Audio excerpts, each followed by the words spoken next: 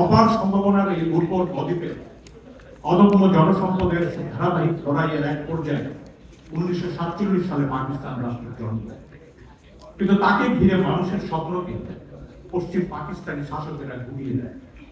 ভাষা, সংস্কৃতি, অর্থনৈতিক বঞ্চনার ফলে পূর্ব পাকিস্তানি জনগণ স্বাধিকার থেকে স্বাধীনতার লড়াইয়ে অবতীর্ণ হয়। 1971 সালের ঐতিহাসিক সশস্ত্র যুদ্ধের মাধ্যমে বাংলাদেশ বিশ্বসভায় স্বাধীন রাষ্ট্র হিসেবে জন্ম নেয়। কিন্তু তখনকার রাজনৈতিক নেতৃত্বের অদূরদর্শিতা, অপশাসন এবং জাতীয় ঐক্য বিরোধী কর্মকাণ্ড জাতির সামনে নতুন বিপদ হাজির করে। পাকিস্তানের সংবিধান তৈরির লক্ষ্যে 1970-এর নির্বাচনে গঠিত গণপরিষদ দ্বারা স্বাধীন বাংলাদেশের সংবিধান প্রণীত হয়। স্বাধীনতার ঘোষণায় সাম্য, মানবিক মর্যাদা ও সামাজিক সুবিধা প্রতিষ্ঠার স্বপ্নকে উজ্জ্বলে 72-এর সংবিধানে ধর্ম নিরপেক্ষতা ও সমাজতন্ত্রকে মূলনীতি হিসেবে আনা হয়। রক্তস্নাত স্বাধীনতা যুদ্ধের মধ্য দিয়ে জন্ম নেওয়া একটি রাজনৈতিক জনগোষ্ঠীর সঙ্গে সে ছিল চরম বেইমানি। ওরা এই গলদে আজও বাংলাদেশ বিশ্বে শক্তিশালী রাষ্ট্ররূপে দাঁড়াতে পারে। এ কারণে প্রজাতন্ত্রের গণভিত্তিক দুর্বলতা থেকে যায়। স্বাধীনতার ঘোষণাপত্র এবং 72-এর সংবিধানের পরস্পর বিরোধী অবস্থান এবং তৎসময়ের ফ্যাসিবাদ জনগণকে বিভক্ত করে। ভারতের ব্রাহ্মণ্যবাদী চক্র একই সময় ইসলামকে মুক্তিযুদ্ধের বিপরীতে দাঁড় করানোয় বাংলাদেশে শুরু হয়ে যায় গৃহদাহ, যার বেশ আজও।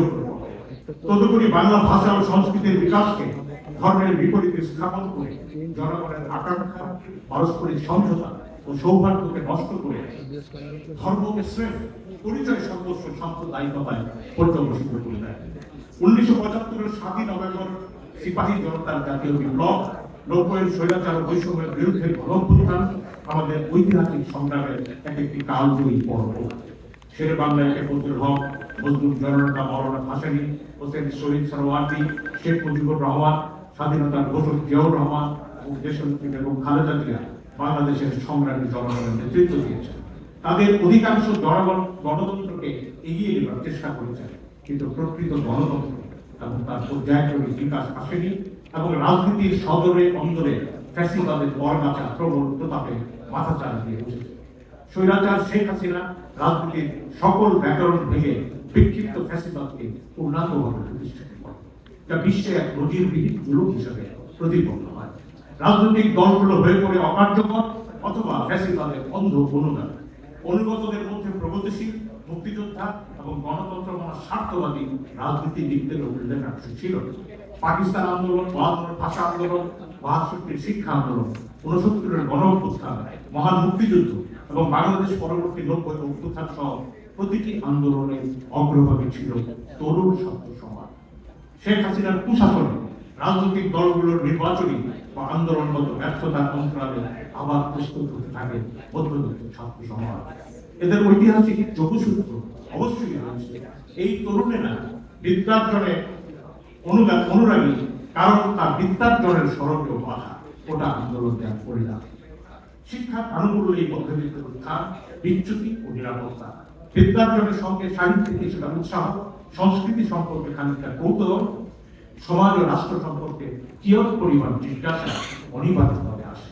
1947-এর 3 জুন মাউন্টব্যাটেন গোয়েন্দা ঘোষণার পর একই বছরের জুলাই মাসে মুসলিম লীগের কয়েকজন তরুণ ও প্রগতিশীল কর্মী পৃথক একটি সংগঠনে একত্রিত হয়ে তাদের ঘোষণাপত্রে বলে দেয়, বিদেশি শাসন হইতে একটি দেশ স্বাধীনতা অর্জন করতে পারে, কিন্তু তাহার অর্থ এই নয় যে সেই দেশবাসীরা স্বাধীনতা পাইল। রাজনৈতিক স্বাধীনতার কোনো মূল্য নাই যদি স্বাধীনতা জনগণের অর্থনৈতিক মুক্তি আনয়ন না করে।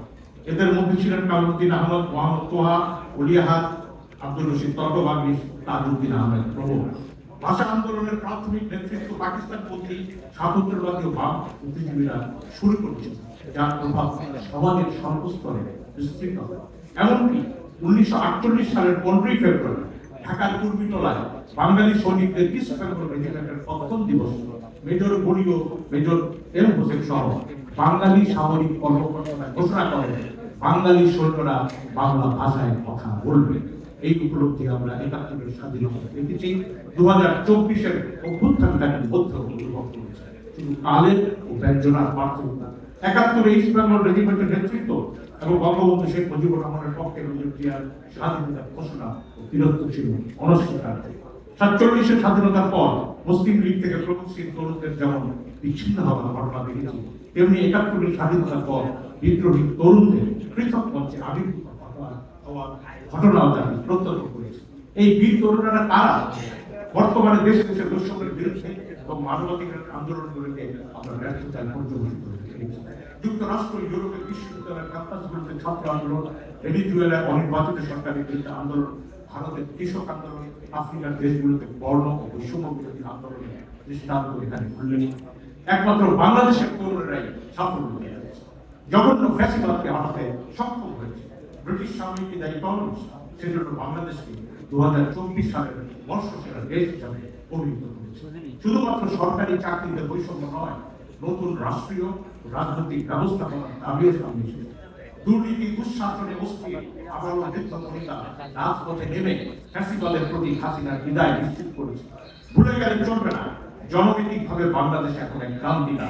বর্তমানে বাংলাদেশের 15 থেকে 64 বছর বয়সী জনসংখ্যা মোট জনসংখ্যা প্রায় 63.25%। এদের 52% বয়স 29 বছর পর্যন্ত। অর্থাৎ অধিকাংশই তরুণ। যে দেশে কর্মক্ষম মানুষের সংখ্যা বেশি, সেখানে প্রকৃত উন্নয়নের গতি ত্বরান্বিত হয়। এই ধরনের সুযোগ একটি জাতির জীবনে একবারই ঘটে। পাশাপাশি আন্তর্জাতিক রাজনীতির নতুন গতিধারায় বাংলাদেশ তার ভৌগোলিক অবস্থানের কৌশলগত অর্থনৈতিক গুরুত্বকে নতুনভাবে উপস্থাপন করেছে।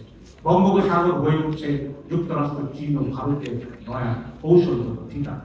তাবৎ পৃষ্ঠের দৃষ্টি এখন ছাত্র জনতার উত্থান পরিবর্তী বাংলাদেশে এক নতুন সম্ভাবনার সূর্যোদয়। শুধুমাত্র সরকার পরিবর্তন অথবা একটি নিরপেক্ষ আয়োজনের আকাঙ্ক্ষাই গণ অভ্যুত্থানের একমাত্র লক্ষ্য হতে পারে না।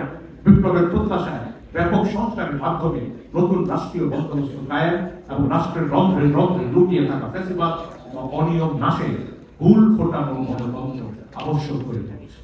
বাংলাদেশের ইতিহাস সাক্ষ্য দেয়, প্রতিটি গণ অভ্যুত্থান, বিপ্লব আন্দোলনের পরে ওইসব সংগ্রামের চেতনায় নতুন রাজনৈতিক দলের অভ্যুত্থান।